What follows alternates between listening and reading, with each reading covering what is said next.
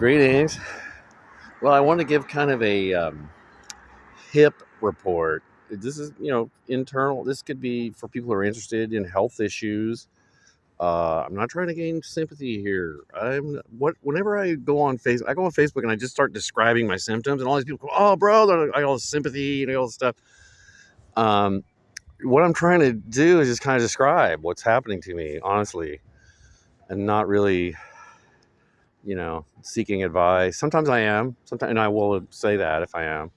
Um, but our sympathy, our saying that I'm unique, or my problem, my suffering is worse than someone else's. You know what I mean? I really don't think it is. I think there's people suffering in their own ways, and they have great, good things in their life. Hopefully, also. Having said that, though, let's move on to this hip report. Uh, so my recent thing, I had a 2014. I had a blowout in the lower back, lumbar 3-4, boom. Slip disc. Lots of pain, super bad pain, sciatic, all that stuff, normal stuff that men get. Women, men, working people in their 50s, 60s. So anyway, had that all happen, had that all go down. But unfortunately, my coverage was sporadic. My health coverage would come and it would go. And then even then, when I did get it, I'd get the lowest bottom feeder bronze plan or something. And oftentimes imaging wasn't covered in that. And this is something that it's a critique of the medical system. Okay, just do the imaging. If somebody comes in, they're limping, they got problems, they got issues, don't, putz around. Don't be able to quote them a price for the imaging. That was the thing that was always so frustrating. I was like, how much is it going to cost? Is it going to be more than 2,000? Is it going to be 3? I don't have the money. You know what I mean? So anyway, but anyway, now I'm on this path. I just bypassed all that, and I'm going right to physical therapy, which is what I've always wanted to do. I wanted the imagery to get me to physical therapy because they wouldn't do the physical therapy without the imagery. So anyway, just boom. Now I'm in physical therapy. Started it, and my hip still sucks. I'm still in horrible pain. But the good news is, I think it might work, and I'm doing it, man. I'm trying to do it right, and twice a day. I'm thinking of even getting access to a pool somehow. And I went somewhere today. It's a little pricey, but I'm looking, access to a pool. I can do some exercises in 3-4 feet of water. It's going to take some pressure off of that hip while I try to rebuild around the hip. I've had some kind of hip, they're calling it arthritis and, and the spinal stenosis. There's a couple other diagnoses in there, but the spinal stenosis is really bad because the back can tighten up, and then as I'm standing, it tightens more. So that's why I start having all these symptoms when I'm on the line, because I'm standing. But anyway, there's hope. I'm gonna start doing this physical therapy. I might join a place with the pool and just start going to town, man, in the water, doing some leg kicking exercises and walking around, squatting and stuff like that, whatever. And then I do these hip stretches now, these really key focused peniform, different hip stretches and stuff like that. It actually hurts right now. But the good news is I think it will work. I think it might get me out of this horrible pain loop, because I've got to a place where I couldn't walk, really. Can't walk. Today, still can't walk. Or stand for long normally, or stand on both feet, or right, or there's lots of things going on. So, but I got really depressed. I just wasn't talking to anybody. It's winter. Winter, everybody goes home for the holidays. Everybody does their holidays. I don't do any of that. I just kind of end up really spending a lot of time alone. which is okay. I've got to get you better at that. I didn't like solitary confinement when I was in Rita. That's for sure. It was pretty rough on me. I did not like solitary. Uh, so maybe that's it. I just don't. I got to get used to this kind of post-internet, isolated world that we're all in, and also my age. Being my age, doesn't this happen to people my age? Right? They grow up, all their friends, you know, are passing away, having issues, having lives, having kids, and busy. And so they kind of, I think a lot of people grow up and become 60 and they're like, whoa, where is everybody, So again, not unique, but I'm just expressing this loneliness because I also think it's kind of a universal condition. I see a lot of people I have empathy, like other humans. And I can see this in people. I see it a lot. I see it too much. Yeah. And that's in our culture, in our society, in our communities. We're not healthy.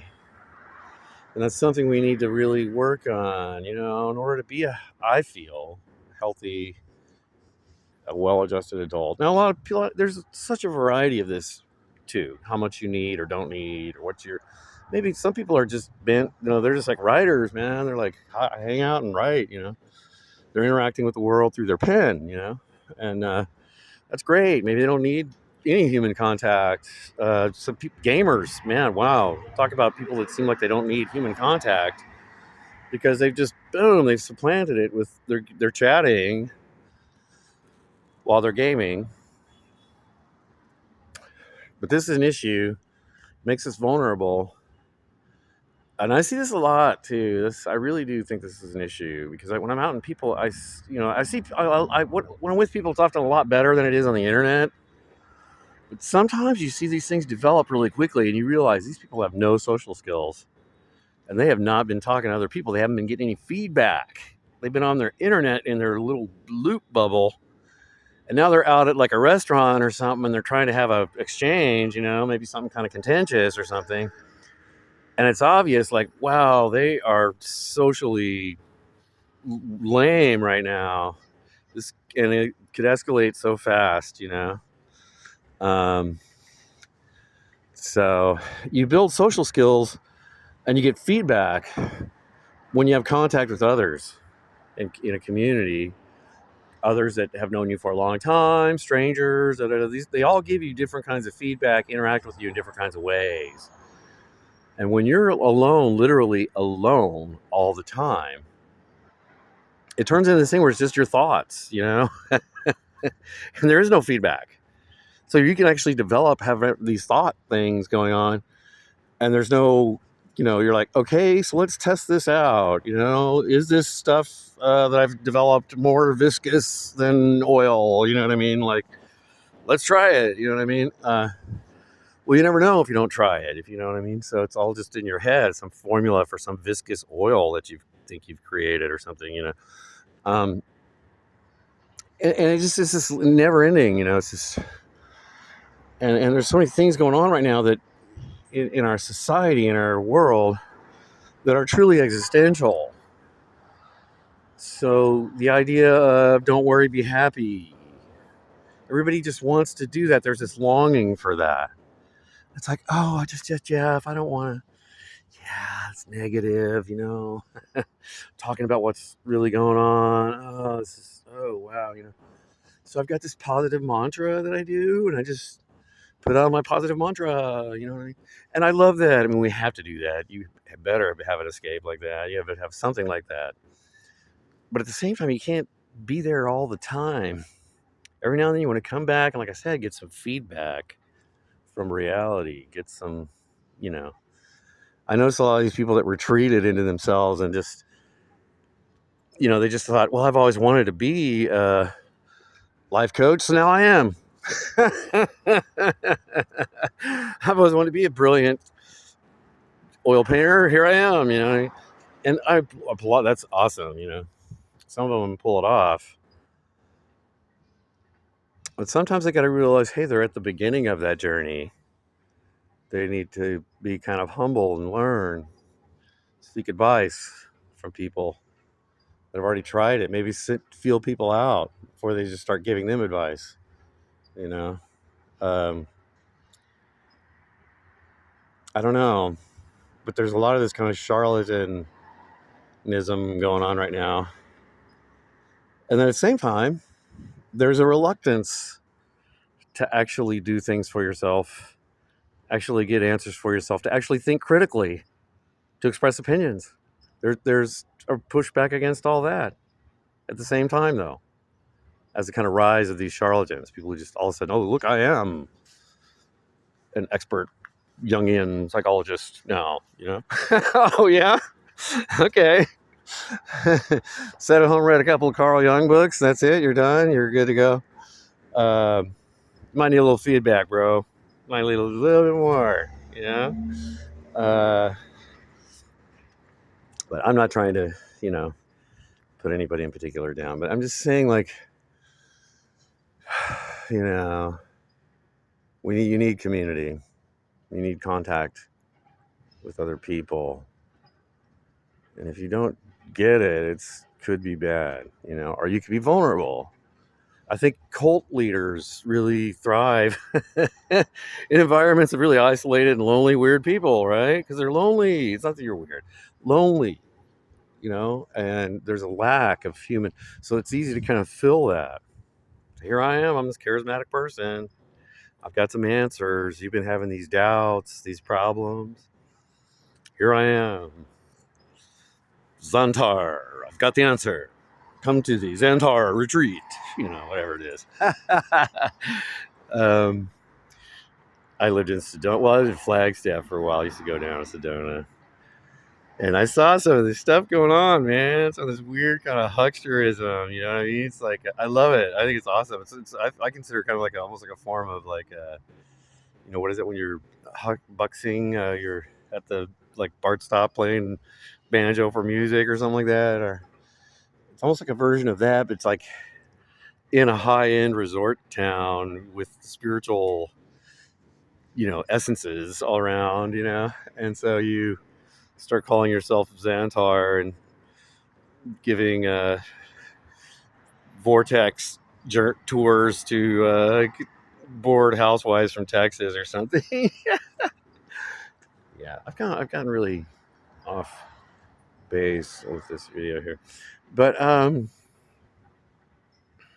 I'm probably not gonna publish this. But I was getting a hip update on my hip. That didn't, you know. And then what? I was tell people to I don't know, be more open-minded and think for themselves and not be so partisan. And that, you know, we need more community. That's the idea.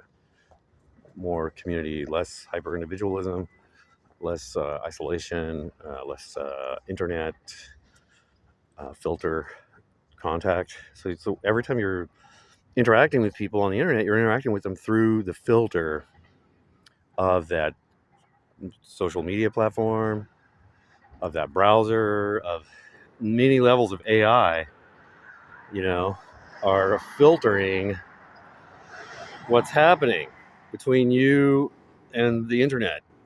It's not just raw internet coming to you anymore. You're not going out raw to the internet anymore. Nope, there's a filter.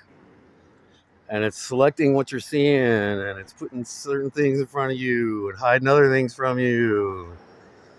And it's people don't even understand how it works anymore. It's evolving so quickly, and different parts of it are morphing, and laws and rules are changing, and Zuckerberg announcements, you know, and Elon Musk positivity AI filter. What the heck is that? You know, I'm just kind of. We're gonna just do a thing for positivity. What does that mean? You know, if someone does a really great expose about something that I think is really bad, that's actually positive. You know, that would go in my positivity good zone. You know, even though the information could be qualified as negative by someone else. So yeah, it's just so arbitrary. when it comes down to censoring and deciding what's hate speech, what's not. So I think hate speech, I think we really want to narrow and really do define that and really focus, try to really get rid of that, right? That means threatening, people saying, I'm going to do this to this person, no, can't do that. Can't say that. That's not free speech. You're done. Your time's over. Uh, if you're doing this thing of really just engendering hate for one specific cultural group within any given society, also, you're done. Not cool. Can't do that. Can't pick out, hey, I just hate those rainbow clown basketball players. God, those guys suck. They deserve to blah, blah. They're less than human. They're unvaccinated. When you start doing that, I don't know. I would maybe, if you're just saying, oh, I think the unvaccinated have made a bad choice. Okay, free speech. If you're saying, I want to do this to them, or they deserve to be rounded up and dissed, or this other group of people, whoever it is, if you're saying that about them, at that point, if you're going about it and you're serious and maybe like it's going to be taken seriously, then that's what called hate speech. That's hate speech. And so, not free speech. And I wouldn't go for it with the First Amendment thing. It's over. Okay? But everything else, just about, right? Good to go. And even if stuff you don't like, even if it's slightly incorrect, doesn't matter. We don't have an authority source that I trust enough to make those kinds of decisions for all of us. And they're always biased. They always have an objective. So we can't really let it happen. And if we start letting that happen, like has been happening, when I'm talking about shadow banning, just throttling down, making people invisible, kind of.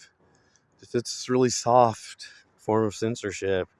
We're not. You don't have to. We don't have to send you a notice that it's happened. You haven't been removed. But just no one's going to see you. You've been visibility filtered away. So that's kind of very insidious form of censorship. That's very serious, and we have to do something about it. And that's just another great topic for me to throw into this rambling video. This is really quite epic. Ramble. So I like this. This is my human, form of getting back at the AI. Like, I'm not going to look things up. I'm just going to try to remember things as some just old dude. That's it. Not saying I'm an academe. Nope, none of that. Not saying I'm an expert. Nope. I'm just saying, like, hey, I'm working, dude. That's it. I am injured, in debt, haven't done great financially, not bragging about anything. No. But I'm just saying what I experience. And I think that's one way to push back on the influence of AI.